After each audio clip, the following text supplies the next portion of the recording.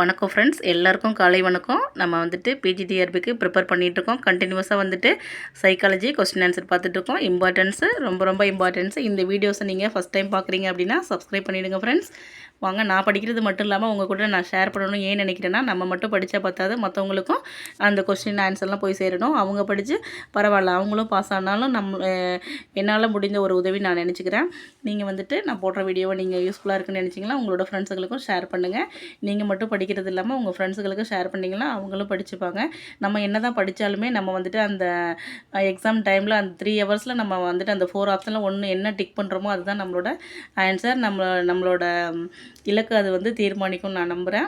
வாங்க, நம்ம இப்போ வந்துட்டு சைக்காலஜி வந்துட்டு ஆல்ரெடி 2 வீடியோ நம்ம பார்த்துருக்கோமா. இப்போ வந்து இன்றைக்கி ஒரு 25 கொஸ்டின் பார்க்க போகிறோம். ரொம்ப இம்பார்ட்டன்ஸ், நீங்கள் நோட் பண்ணி வச்சுக்கோங்க. வாங்க, ஃபஸ்ட்டு கொஸ்டின் பார்க்கலாம். கற்றல் என்பது டேஸ் காரணமாக ஏற்படும் ஒப்பீட்டளவில் நிலையான நடத்தை மாற்றமாகும் அப்படின்னா அதுக்கு என்ன ஆன்சர்னா 4 ஆப்ஷன் கொடுத்துருக்காங்க. அதில் என்னென்னா அனுபவம். கற்றல் அப்படிங்கிறது அனுபவம் தான். அதை கற்றுக்கிட்டால் மட்டும்தான் நம்மளுக்கு அதோட அனுபவம் கிடைக்கும். அதான் எக்ஸ்பீரியன்ஸ் சொல்கிறாங்க. செகண்ட் ஒன் பாருங்கள். செகண்ட் ஒன் என்ன கொடுத்துருக்காங்க பார்த்தீங்கன்னா, தேர்ச்சி மற்றும் பிழை கற்றல் கோட்பாட்டை யார் முன்வைத்தார்னு கேட்டிருக்காங்க. 4 ஆப்ஷன் கொடுத்துருக்காங்க. அதில் சி இஸ் கரெக்டாக ஆன்சர், தார்ன்டைக். உங்களுக்கு தெரிஞ்சிருந்தால் பரவாயில்ல, நான் ஆன்சர் சொல்லும்போது நீங்கள் சொல்லி பார்த்துக்கோங்க. தெரியாதவங்க நீங்கள் நோட் பண்ணி எழுதி வச்சுக்கோங்க. தேர்ட் ஒன் பாருங்கள். எந்த கோட்பாடு காணக்கூடிய நடத்தையை அதிக முக்கியமாக கூறுகிறதுன்னு சொல்கிறாங்க. நடத்தைவாதம். Third is correct answer. வாங்க, 4th கொஸ்டின் போயிடலாம். கற்றல் வளைவு என்பது எதை குறிக்கிறது? C is correct answer. காலப்போக்கில் கற்றலில் ஏற்படும் முன்னேற்றம். C is correct answer. அழகாக நோட் பண்ணி வச்சுக்கோங்க. டெய்லியும் படிக்கிறத வந்துட்டு நீங்கள் ஒன் டைம் எழுதி பாருங்கள், சொல்லி பாருங்கள், ஆட்டோமேட்டிக்காக உங்களுக்கு ஞாபகம் வந்துடும். 5th ஒன் பாருங்கள். பாரம்பரிய நிபந்தனைக்கேற்ப யார் அறிமுகப்படுத்தினார் அப்படின்னு கேட்குறாங்க. Ivan Pavlov. C is correct answer. 6th one பாருங்கள். கற்றலை பாதிக்கும் பின்வருவனவற்றில் எந்த ஒன்று உயிரியல் காரணியாகும்னு கேட்டிருக்காங்க. எது வந்து கற்றலை பாதிக்கக்கூடிய காரணின்னு கேட்குறாங்க. ஹார்மோன் சமன்பாடு இழப்பு. C is correct answer. Okay, 7th one போயிடலாமா. பின்வருவனவற்றில் எது ஒரு அறிவியல் கற்றல் கோட்பாடு அப்படின்னு கேட்டிருக்காங்க. சி இஸ் கரெக்ட் ஆன்சர், உள்ளுணர்வு கற்றல். 8th ஒன் பாருங்கள். அறிவை கட்டமைப்பில் கற்றவரின் செயல்பாட்டை முக்கியமாக கூறும் கோட்பாடு எது? கட்டமைப்பு வாதம். B is correct answer. வாங்க, 9th ஒன் போயிடலாம். P.F. ஸ்கின்னர் முன்வைத்த கற்றல் கோட்பாடு எதுன்னு பார்த்தீங்கன்னா செயல்பாட்டு நிபந்தனை. C is correct answer. 10th one பாருங்கள். அதிகமான தவறுகள் நிகழும் கற்றல் நிலைமை எவ்வாறு அழைக்கப்படுகின்றனர்? ஆரம்ப நிலை. B is correct answer. ZBD முன்னேற்றம் பெறக்கூடிய மண்டலம் என்பது கற்றலின் எண்ணை குறிக்கிறது. எந்த எண்ணை குறிக்கிறதுனா வழிகாட்டலுடன் கற்றுக்கொள்ளக்கூடிய திறன்கள். ஓகே, 12th ஒன் போயிடலாம். பியாஜேவின் கோட்பாட்டின்படி அமூர்த்தமான சிந்தனை என்பது உருவாகிறது. விதிமுறை செயல்பாட்டு. 13 பாருங்கள். பின் வருவனவற்றில் எது மறதியை பாதிக்காதது? ஊக்குவிப்பு.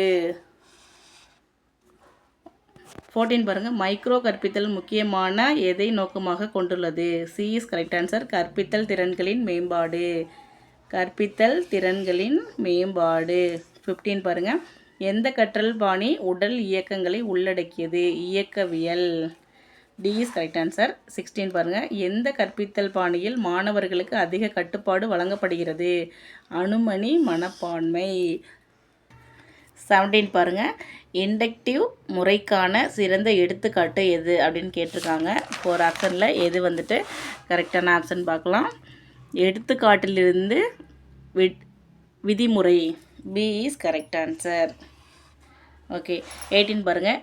விளைவு அடிப்படையிலான கல்வி முக்கியமாக எதை மையமாக கொள்கிறது அப்படின்னு கேட்குறாங்க. மாணவரின் சாதனைகள்.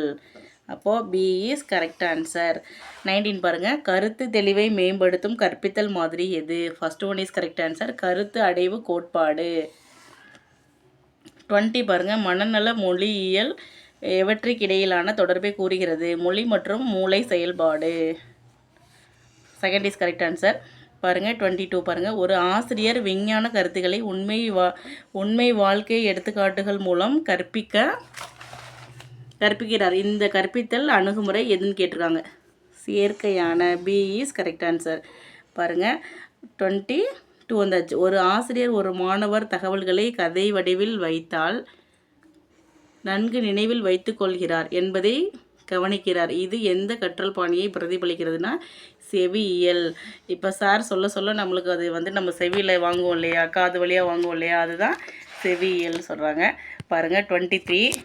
ஒரு மாணவர் கற்றல் செயலில் அடிப்படையாகவும் செயல்பாடுகளுடன் இருக்கும்போது சிறப்பாக செயல்படுகிறார். ஏற்றமான கற்பித்தல் முறை எதுன்னு கேட்டால் செயல்பாட்டு அடிப்படையிலான முறை.